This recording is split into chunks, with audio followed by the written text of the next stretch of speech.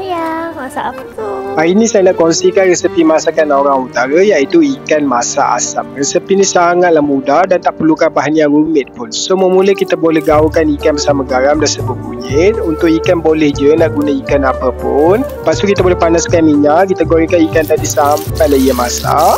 Agar dah garing kita boleh angkat dan kita toastkan. Kurangkan sedikit minyak, kita tumiskan bawang besar, bawang putih, halia, cili merah dan cili padi.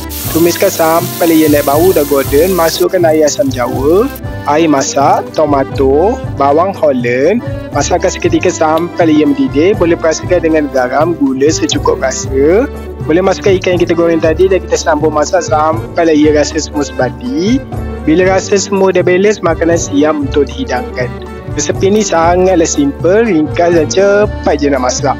Rasa pun sedap sangat, ada rasa masam, pedas, manis di hujung, memang ngam.